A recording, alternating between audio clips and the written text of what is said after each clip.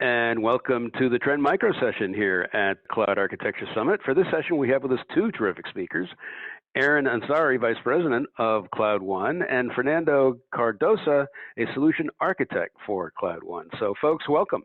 Hey Vance, thanks, good to be here. Excellent, excellent. We're glad to have Aaron and Fernando with us. Aaron, for his part, as Vice President at Cloud One Conformity, he's got a terrific amount of practical knowledge and experience, which will be on great display this morning. He's developed his skills to deliver tailored solutions to clients, and we're going to hear about a lot of the expertise he's gotten for use cases.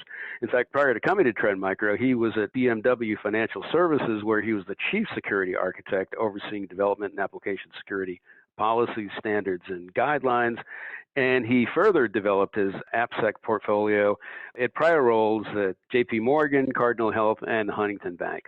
And for his part, Fernando brings more than a decade of experience working with cybersecurity. And prior to Trend Micro, he was working with the network engineering team and sales engineering with data centers, cloud DevOps, and cybersecurity. So a lot of expertise here for today's session, which is entitled Open Doors with Cloud Security Posture Management. A lot of the topics that we're looking here at Cloud Architecture Summit will definitely rely on your ability to ensure security and integrity of access. So we're going to take a look at high velocity releases, how they lead to a fantastic boom in feature-rich, up-to-date apps, but that can often, as we all know, introduce quality issues and even risk. So Fernando and Aaron are going to look at best practices to manage risk associated with infrastructure tied to high-velocity app updates and DevOps in particular. And we're also going to get a demo of this great technology from Trend Micro. So a lot going on for folks that are cloud native as well as folks that are looking to modernize their hybrid applications environment. Quick reminder before I turn it over to Aaron and Fernando, we've got a great list of assets that are available right now, no registration required, including that big red button that will get you to the slide deck. So we recommend at your convenience during the session to take a look at the assets there and download at will, because they're all available for you. So with that, let me turn it to you. Guys, tell us about Open Doors with Cloud Security Posture Management. Thanks, Vance. Great to be here and certainly proud to represent Trend at this conference. So certainly thankful. With Cloud Security Posture Management, I'll get into exactly what it is and what it means a little bit later in the presentation, but I want to kind of just back up a little bit and talk about why this field even exists. And so if you think about what's been happening with the migration to cloud and companies' journey from on-prem to cloud, there's been quite a collection of differences and quite a collection of, I'll say, issues or opportunities, depending on how you look at it, with that migration. And so Trend Micro, with the tens of thousands of customers that we have, such a huge presence in the cloud, lots and lots of data that we're gathering, sanitized and safely, but lots of information and data that we're gathering from our technologies, as well as discussions and conversations with our customers. What we're seeing is a set of common issues. And what I mean by that is, regardless of what vertical you're in, regardless of where you are, there are certain issues that just happen time and time again. And so one of the things that we did was we took and we aggregated those out. And so what we're seeing time and time again with organizations as they migrate their applications and workloads to the cloud is issues with storage, problems with the way that they have their key infrastructure set up, incorrect logging, too many permissions, identity and access management things. And regardless of what you're doing and how you're doing it, we're seeing this just continuously. And so what we did was we actually took a lot of that data and we created a report. That report's called The New Norm for 2020. And it was actually released before 2020. I know we're kind of in summer already, but the good news is we got it right, right? So we took all this data, we created this report, and we hit the nail on the head with what is going to happen in 2020 as it relates for security, software, application, network, those sort of things. And so you see we're going to have increased attacks in the DevOps pipeline, serverless platforms. But what we're here to talk about today specifically is that misconfigurations will compound the risk in the cloud. And that's what we're going to hit on as we go through this presentation. So what we're seeing, as I mentioned earlier, is regardless of where your organization is in relation to its migration to the cloud, and the reality is some parts of your business are likely at different stages, meaning some business units could be cloud native or cloud first, and other business units could be cloud curious, you're going to have these opportunities or these issues as they relate to the configurations. And so what we've done is taken that data, we've taken that information, and we've added it onto the fact that the cloud providers are just providing more and more services and more complex ways to build out applications in their environments. And so when you overlap and combine those two, you get more complexity. You have many more companies making their migration towards the cloud. You have kind of that opportunity for those misconfigurations that we predicted back in November. And so there's this burgeoning field that's now come out of it. Of course, once Gartner gives it a name, it's kind of official. And in 2019, the name was given Cloud Security Posture Management. And so you see the definition that's listed up here. But the point behind it is there's this need for the management, or to use the definition with the term, of the configuration that you're doing and building out in your cloud environment. And if you step back, just kind of minor step back, you understand when you're working with your cloud provider that the onus is on you for certain things. Sure, the cloud provider is there to give you a set of infrastructure, give you the hardware, give you the compute, those sorts of pieces. But there's a large burden that's put on you to ensure that your application is up to speed, to ensure that the operating system is patched correctly, to ensure that the identity and the secrets and all that sort of stuff is taken care of. That's not the cloud provider's duty. And so when that burden is put on you and you're doing your migration into the cloud and you've got this new set of technologies and this new field to work towards, there's a lot that you have to take care of. And so let's take a look back of the way that things used to be. And this isn't necessarily meant to be a walk down memory lane, but if you remember, you procure a server from Dell or HP, it would get shipped to you. Some team would come and rack and stack it. Another group would come in and kind of harden it and work on the OS. The other group would go through and make certain that the security settings and those sorts of components were tested and approved correctly. Then we'd apply the middleware and certain pieces of architecture that needed to be applied there from a software perspective. Database team would come in and configure and set up SQL or whatever database technology that's being utilized. Application team would come in and then kind of build the application. And then finally, you go for launch. And that's a lot of different resources and a lot of different people and a lot of different teams that were responsible for that. That's gone away now. The way that you're doing it with cloud is that it might even be a single person that's going to one screen, taking that 5-week process and boiling it down to 5 minutes and adding the storage and adding the database, all with a click of a mouse and a button. And the opportunity to have these configurations and the expertise that's gone with that becomes kind of glaring and becomes misconfiguration. And so then you stack on the development that needs to happen there. You've got development teams that aren't security focused, that just simply want to build quickly, velocity, high speed, stand up, Kanbans and DevOps, all the way to make the velocity of the releases that they're doing as fast and as frequently as possible. You introduce many different opportunities for issues to happen. And so what ends up happening is you've got limited visibility, right? Because teams are all operating in different places and kind of all over the board from a technology perspective, as well as from an enterprise, across your enterprise perspective. You've got the inexpertise that comes with the various different teams that are doing things. And when you have issues that are introduced early on, say you're using software-defined infrastructure as code, and that the template came from a download that somebody did off of GitHub or off of Stack Overflow.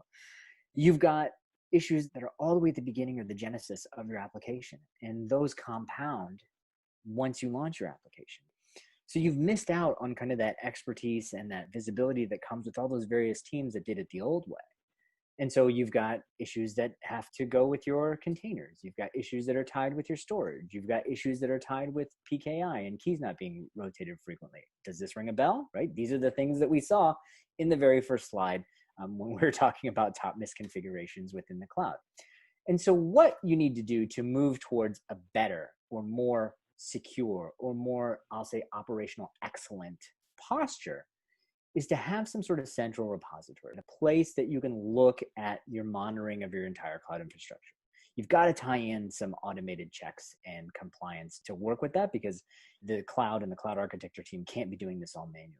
You've got to overlay compliance on top of that to migrate to some standard. And it might not be a federal standard, but it could be a cloud posture standard, like the AWS Well-Architected Framework or the tenets of great architecture from Azure.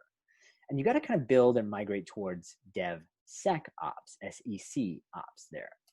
And when you start doing that, when you start building things with near real-time or real-time visibility, you get to have that expertise and you get to have that visibility that you're so missing in your environment, and that you can then overlay or align with one of the cloud provided frameworks to truly showcase that you're doing the best practices and to truly showcase that you are building that shared responsibility model correctly and taking it as seriously as possible as you build things out.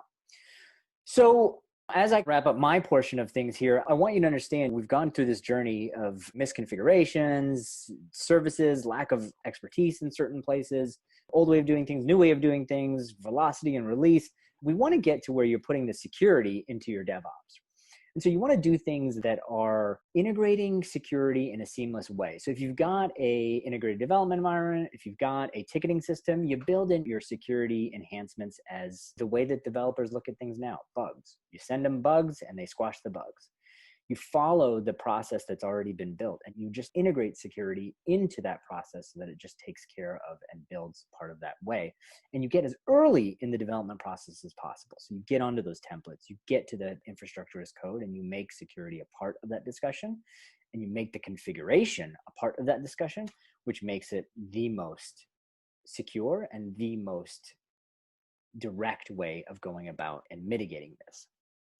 And so this is actually my last slide. I'll pass the microphone over to Fernando to talk about this. But what I want to get at is kind of, this is the summary, right? So you see everything kind of compounding into a lack of visibility. You see things compounding into environments that change and are so dynamic and drifting from standards.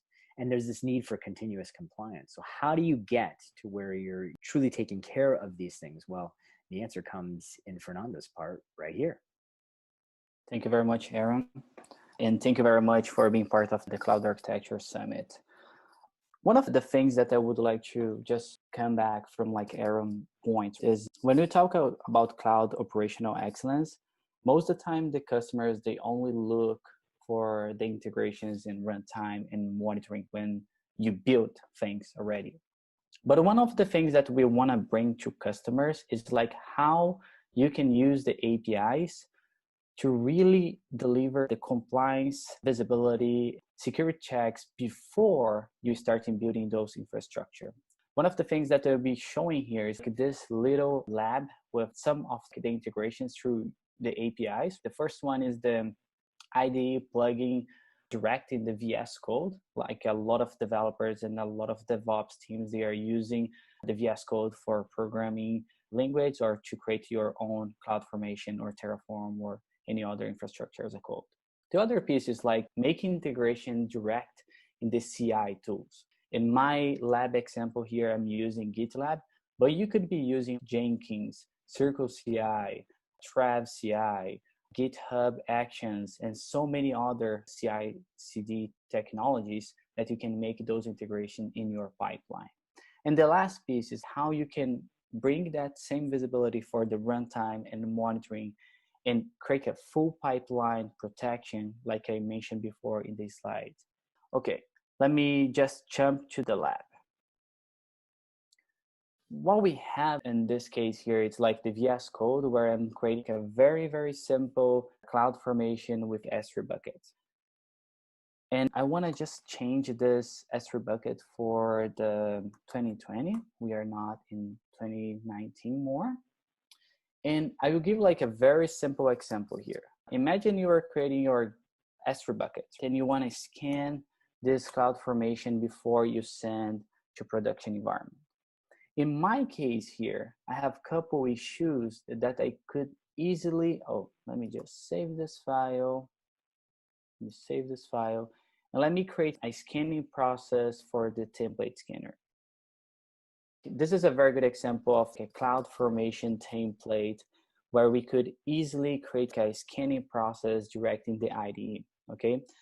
I just changed the version of this S3 bucket for 2020. I was using 2019 and I saved this file. After I save this file, I just want to scan cloud conformity with the IDE plugin. If you see here, I could easily see a couple misconfiguration problems direct in the S3 bucket. With a very simple integration, very simple plugin in your IDE, you can get the same visibility before you create the infrastructure in AWS or Azure or GCP, for example. In my case here, I'm trying to create the S3 bucket and I have a high risk problem associated with S3 bucket I have a median problem with logging that's not enabled, server-side encryption, and a couple other things. If I go back to my CloudFormation and I just do a little fix, let me just grab a very good example here, just adding like a side encryption to my bucket. When I do this specifically change, you can see that we have a high level of vulnerability, right? If I do a new scan after I save this S3 bucket, you will be able to see that we remove this high level. Was basically an easy way to help developers to see how they can fix those problems, just looking for the issues. Plus we have a knowledge base. If you click in this link, it will automatically bring you to our knowledge base in cloud conformity. We have the steps by steps how to fix and how to solve those problems. Okay, we finished this piece of the IDE. Let me push this to production, basically. Okay, new version, S3. Just push this. And they will automatically send it to GitLab. Like I mentioned here before, the first piece we just saw that with the IDE integration. Right now we will be looking for the GitLab integration with the APIs. Here you will be able to see, like for example, the pipeline is running. And if we click in this pipeline, they have two major stages. Any other pipeline in a big company will probably have like 10 or 15 different stages. My environment here is just two simple stages. The first one, let's do a scanning process in my CloudFormation template. In my case here, I'm just looking for high-level vulnerabilities. Because I removed the high-level vulnerability with the information in the IDE, I don't have more high-level vulnerabilities in the CloudFormation. And this is why they pass and they give you the information as a job success. But if I have any specifically problem with over high risk vulnerability, they will automatically stop that in my pipeline here in GitLab or any other CI technology. Right now, what they are doing, they are creating these S3 buckets in my cloud environment.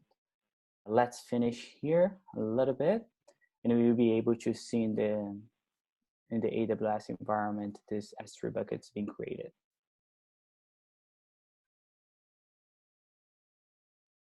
Okay, right now they just finished the job success to create the S3 bucket. And if we go to my S3 bucket, let me just update here to see the new version. And we'll be able to see the IDN webinar 2020. They just created the S3 buckets. But remember, when we did the scan, we found a couple issues associated with this specifically bucket. If we go right now to our conformity and we open the environment, you will be able to see that we have an IDE webinar 2020 that was just created by me, and they have some specifically problems with like a median vulnerabilities and a couple other things. This is before, but this is like a couple issues that we saw before in the IDE plugin. The good point about this, it is like you are not just seeing the vulnerabilities in the IDE or in the CI, but you are also looking for real-time change in your cloud infrastructure. Now, if we move a little bit forward, there's a couple other activities that customers are doing through the APIs. They are creating their own dashboards using our APIs, getting those informations using a simple container to bring those data, and pushing those data to like Elasticsearch and Grafana systems to create your own dashboards. This is a good example that I will show you guys right now. Because we are API driven first, everything that you see in our console, you can do through the APIs. And you also can get all the details about the security events and security findings associated with the compliance piece. Here is a little bit information about the dashboard that you can build using our APIs. This is one example of customers using our APIs to create their own dashboards and create what would be the best way for them to see and bring visibility to their teams. But this is a very good example showing how many success, how many fails, how many suppress checks they have, how many AWS Web Architect frameworks they have failed based in the AWS Web Architect framework report. Here, it's like a full or one-shot visibility across multiple compliance checks like a AWS Web Architect, NIST, SOC 2, ISO 27001, PCI, HIPAA, and so many others.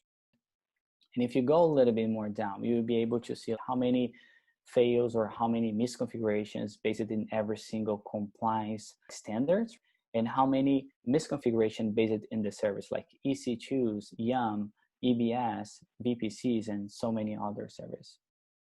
This is a very good example how you can use the API's informations to create whatever you want or whatever automation you need and whatever visibility you need for your DevOps teams or cloud architect teams. I just want to say thank you very much, and I hope this session have helped you a lot in how to create a better cloud security strategy for your infrastructure as a code pipelines and how you can monitoring any specifically misconfigurations in the cloud infrastructure. Thank you very much, everybody. Fernando, Aaron, thank you very much for a great look at a very vexing problem, I think, for a lot of cloud professionals, whether they be at the architecture level or even just at the deliver the app faster level. I think the whole issue of security and getting that more streamlined and visible holds up a lot of great ideas. So thank you very much for a great session. You're welcome. Very glad to be here. Thank you. Yeah, you're very welcome. Thank you so much. Aaron, Fernando, you really bring up a lot of great implementation issues, a lot of secret sauce and automation, and we're going to get to those in a minute. But just at a top level, you both mentioned the issues of security, misconfiguration, and I think the big question is, how do you start? Do you look at your infrastructure or your policy or your app, or how do you get your brain around what to do next? That's a great question. And the recommendation and the advice that we give is kind of first that assessment. Getting an understanding of where you think your development and your cloud pipeline is being built out is the first step or milestone. And then getting that checked or vetted either via technology or by some partner or a third party is probably the next step to go to. Odds are, though, when a third party or somebody else comes in to do the assessment with you or with the work that you're doing, they're going to be using a cloud posture technology just like ours because we power many of those.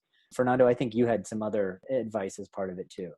Yeah, for sure. One of the funny facts when we talk about misconfiguration, and I was reading an article from Gartner, they mentioned about 99% of the companies in 2023, they will be having specifically problems with misconfiguration because the failing process that they have with development and DevOps and pipelines.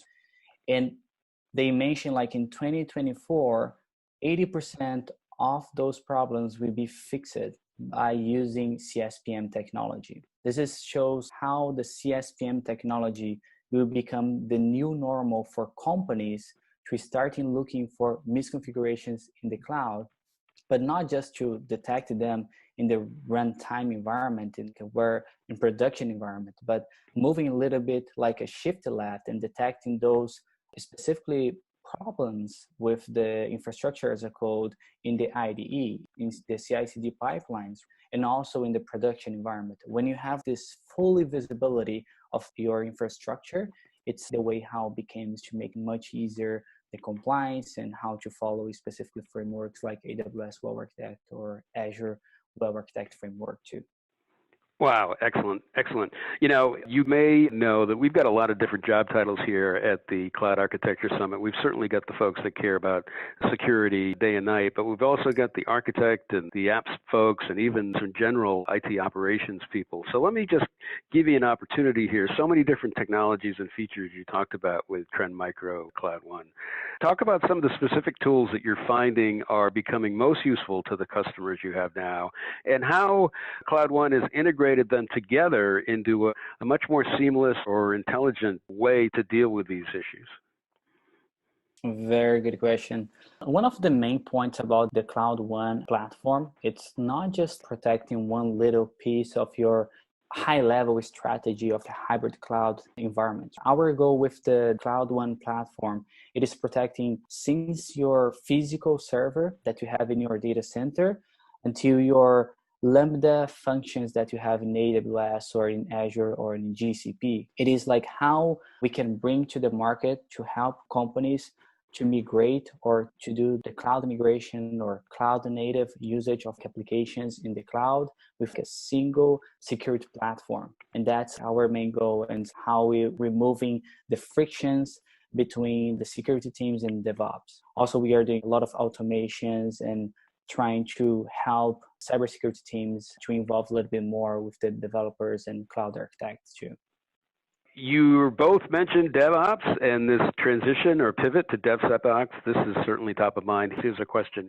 We've had difficulty in getting from DevOps to DevSecOps. How is Trend Micro helping integrate security into our processes?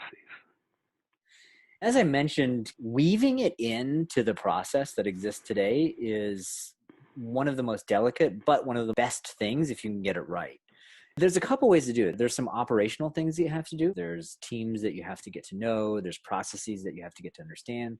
There's some technology things that you have to do, or technological things that you have to do. You got to understand ticketing systems, work queues, development environments, all that sort of stuff. But when you start to speak security in the way that developers speak their developing, and you start to overlay the security findings with the way that the developers develop by bugs and feature requests and enhancements and those sorts of things, that's probably the number one success that we've seen our customers do, is utilizing their ticketing systems, making the security requests be enhancements or bugs or patches, and leveraging the relationships between the teams. I really believe the companies, they should be helping the cybersecurity teams to understand more about development, programming language, scripting, and all those type of things. Because when the cybersecurity starts understanding those type of conversations, it'll be much, much easier for them to be included in the DevOps discussions or new applications and all those type of things. It is just like the way how DevOps works, the new culture that they are bringing to companies. I think cybersecurity teams should be involved in this new culture and starting learning those technologies to help them to easy automate security and how to add security before in the early stage of the development of the new applications. This is an excellent conversation so far, guys. Let's go to the demo again. This time, let's talk about automation. Fernando, you showed and talked about the idea that you can do some automation to shut down vulnerabilities in an app pipeline. Talk a little bit more about that, but also how do the customers set those rules up? Are there triggers or a configuration screen? What is the best way for a user to set them up, or do they come preset in Cloud One? Basically, the example that I gave here is like a simple plugin that you can go to the marketplace in the VS Code and just download the Cloud One conformity. And by default, we use default profile, but you could use a specific profile. Imagine, for example, your company has like a NIST request or AWS Web Architect or CIS benchmark and all those type of like compliance and standards. But you could select those profiles and run against those profiles to find a misconfiguration based on those standards. What we are looking at this specifically piece is like a misconfiguration in the cloud infrastructure as a code. But we have inside Cloud One so many other technologies like a container security, where we can scan the container image before they go to production environment in the Kubernetes clusters. Or for example, application security, where you can add a security framework library inside your web application, and when you deploy that in production, we'll be able to monitoring for any specific web attacks. That's one of the ideas of like shifting left and helping more in the development process. Wow, that's a great list. Thanks, Fernando, for that. I see time is just about up, but one other quick question, and you both in some way or another mentioned this idea about the cloud platforms, AWS, Google, Azure. They're always changing, they're always adding some things. And this I thought was a really kind of an important question. It asks, does Trend Micro continuously update Cloud One or our installation of it so we're always compatible with our public cloud updates? So yes, the answer is the software is continually being developed across the multiple components of its platform to be as up to date as possible, keeping in mind that the cloud providers and the services are being released at a dizzying rate. We pull and use our customers' data to get an understanding of what's most important to them and update those product capabilities and features first. Oh, fantastic. Well, this has been a great session, and I think it really has put a lot of light into how automation and visibility can really help people get from that DevOps area they might be into a truly DevSecOps that's more in real time of the way applications get built these days. But I wonder if you could suggest the best ways for folks to go forward with Trend Micro, whether there's a free trial or some other one-on-one demos that people could take, or what your best next step is for our attendees. The answer is both. So we have a proof of concept that's available for free for you to try out, as well as some one-on-one meetings that we'd love to walk our attendees through to showcase the best components of the platform. And the beauty of it is some customers won't need each component. Some customers will need all of them. So we can kind of select and piece and part out the best features for each customer. Fantastic, fantastic. Aaron Ansari and Fernando Cardosa at Trend Micro, thanks very much for a great session. A really good look at Cloud One and how it's helping people move from DevOps to DevSecOps. It's been fantastic having you here, and it was great to get such great extra info on the Q&A. Appreciate your time. You're welcome. Thank you. Thank you. Oh, our pleasure for sure, guys. And just a quick reminder, we get these great links right underneath, including the link to the free trial and some other ways to engage with Trend Micro Cloud One right now here in the breakout room, along with some terrific downloads and PDFs and other sort of guidance to give you a better look at just the rich offerings that are going on with Cloud One and how companies are using them. And also, we didn't have room for everything. Lots going on at Cloud One, as you could tell by the session this morning. So here's a slide that'll take you to some other great resources directly from the Trend Micro website. You download the slides here from Aaron and Fernando, and all these links will be live. Thanks again, everyone.